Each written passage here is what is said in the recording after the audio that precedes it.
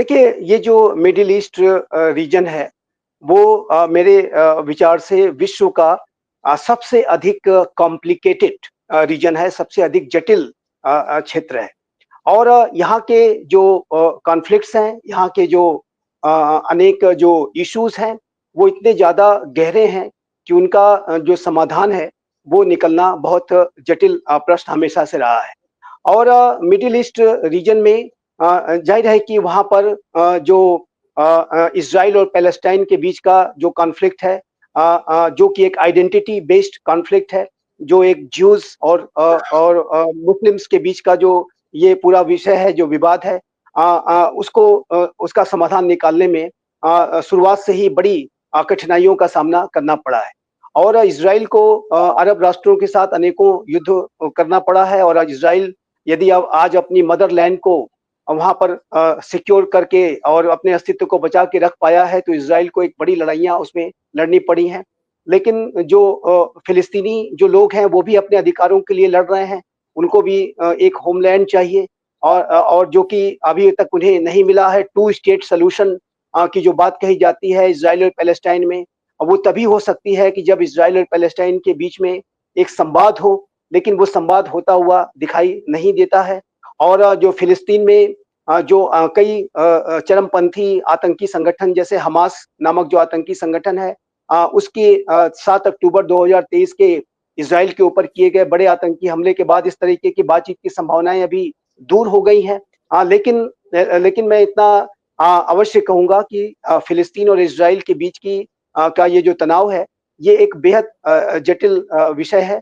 और इसका जो समाधान है वो तभी हो सकता है कि जब दोनों ही इज़राइल और पैलेस्टाइन के जो लीडरशिप है, वो एक गहरे तरीके से संवाद स्थापित करे और आपस में एक समन्वय स्थापित करने की कोशिश करे, जो कि अभी होता हुआ दिखाई नहीं दे रहा है। इस संदर्भ में प्रयास अवश्य किए गए, लेकिन उन प्रयासों का कोई सकारात्मक परिणाम नहीं निकला। और समय-समय पर जो अधिक कैंप डेविड एग्रीमेंट हो या उसके अलावा सीरीज़ ऑफ एफर्ट्स डाले गए, लेकिन उन एफर्ट्स को डिरेल कर दिया गया, उनको रोकना पड़ा।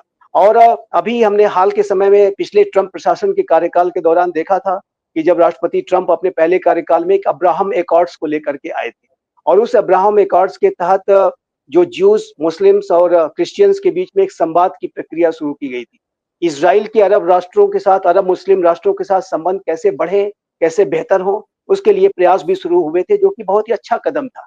और उसके परिणाम ये हो रहा था प्रतीक्षा जी कि इस अब्राहम एकॉर्ड्स के साइन हो जाने के बाद यूएई ने, बहरीन ने और कुछ अन्य अरब राष्ट्रों ने इज़राइल को रिकॉग्नाइज़ कर लिया था।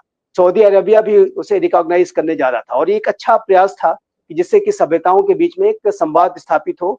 और यदि ये संवाद आगे बढ़ता, तो संभव था कि इज़राइल और पैलेस्टाइन के बीच में भी कोई संवाद होता, और फिर वो एक टू स्टेट सॉल्यूशन की तरफ प्रगति हुँ। होती। लेकिन हमास ने ये जो 7 अक्टूबर का 2023 का जो सबसे बड़ा आतंकी हमला किया, उसका सबसे बड़ा कारण यही था कि वो इस संवाद की प्रक्रिया को तोड़ना चाहता था। इज़राइल की जो अरब राष्ट्रों के साथ जो बातचीत चल रही थी, ज्यूज़ और मुस्लिम्स के बीच में जो बातचीत चल रही थी, उसको ये हमास तोड़ना चाहता था। और इस वजह से पूरी स्थिति अभी डिरेल हो गई है।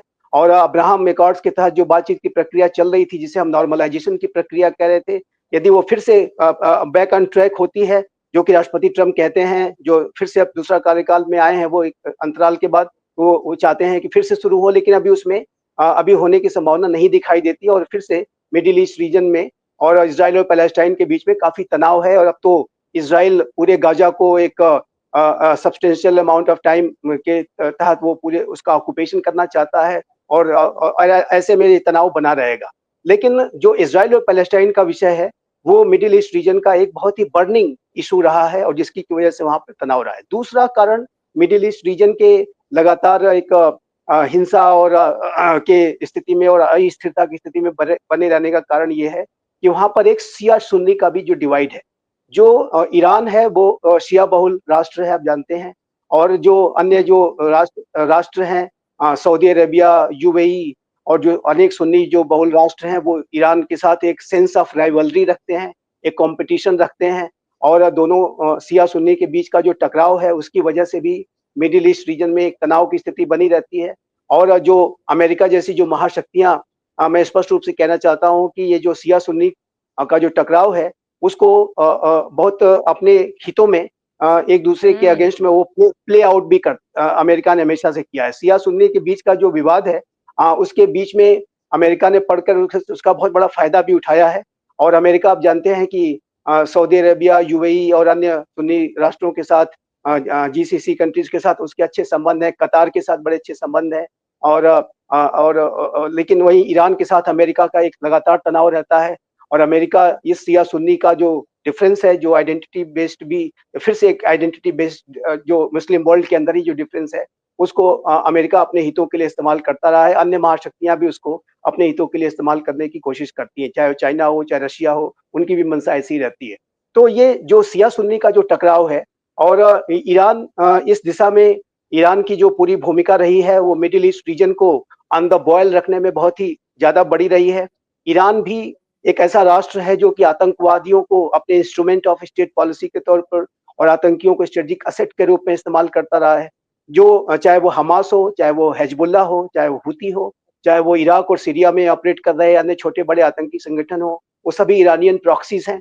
और ईरान के रीजनल एम्बिशंस बहुत बड़े हैं। ईरान चाहता है कि पूरे मिडल ईस्ट रीजन में एक दबदबा बना के रखा जाए और वहाँ पर हुँ, मिडल ईस्ट रीजन में अपने इन्फ्लुएंस को बढ़ाने के लिए ईरान न सिर्फ इन टेरर प्रॉक्सीज को सपोर्ट देता रहा, बल्कि ईरान न्यूक्लियर एम्बिशन भी रखता है। ईरान चाहता है कि उसके पास न्यूक्लियर वेपन्स आ जाएँ जो और ईरान ये भी चाहता है ईरान के पास बैलिस्टिक मिसाइल्स पहले से ही मौजूद हैं।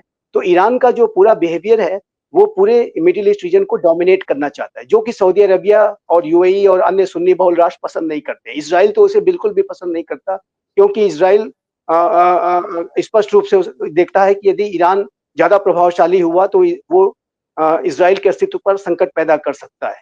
और ईरान के न्यूक्लियर वेपन्स के प्रोग्राम को तो इज़राइल अपने अस्तित्व के लिए संकट मानता है। और इसका कारण भी बहुत हुँ, साफ है, क्योंकि ईरान के जो सुप्रीम लीडर अयातुल्ला खामनाई हों, चाहे वो रुहुल्ला खोमैनी रहे हों, सभी ने 1979 के इस्लामिक रिवॉल्यूशन के बाद से पूरे इज़राइल के अस्तित्व को बार-बार धमकियाँ दी। और इज़राइल में जो होलोकॉस्ट को डिनाई वो करते हैं। वो कहते हैं कि ऐसा कुछ भी हुआ ही नहीं कि ज्यूज़ को खत्म करने की साजिश रची गई, जबकि पूरा इतिहास तो हमें पता है कि हिटलर ने कितना बड़ी 5 मिलियन से भी ज़्यादा ज्यूज़ की हत्याएँ की थी, नृशंस हत्याएँ की थी, कंसंट्रेशन कैंप में हत्याएँ की थी। तो ये जो ज्यूज़ की जो पूरी आइडेंटिटी को मिटाने की जो पूरी साजिश है, जो होलोकॉस्ट के तौर पे उसको ईरान डिनाई करता है। ईरान का ये रहता है कि वो पूरे इज़राइल को वर्ल्ड मैप से ही मिटा देगा। और ऐसे में इज़राइल जो कि एक क्षेत्रफल के लिहाज से और जनसंख्या के लिहाज से भी एक छोटा राष्ट्र है, उसको अपने अस्तित्व हुँ, की बड़ी के ऊपर संकट दिखता है और उसे लगता है कि यदि ईरान के पास एक न्यूक्लियर वेपन आ गया तो उस न्यूक्लियर वेपन से पूरा इज़राइल ही मिट सकता है। तो ये जो ईरान का जो बिहेवियर है, जो कि बहुत एग्रेसिव रहता है, उसकी वजह से भी मिडल ईस्ट रीजन में एक तनाव की स्थिति बनी रहती है। और मिडल ईस्ट रीजन में जो एक प्लस पॉइंट वहाँ का जो हमेशा से रहा है कि वो है वहाँ के ऑयल रिसोर्सेज़, एनर्जी रिसोर्सेज़। और एनर्जी रिसोर्सेज़ हुँ, की वजह से पूरे मिडल ईस्ट रीजन में जो महाशक्तियाँ हैं, जो सभी राष्ट्र हैं, वो अपने एंगेजमेंट को बनाए रखना चाहते हैं। और वो मिडल ईस्ट रीजन पूरे विश्व की ऑयल सप्लाई का एक केंद्र रहा है।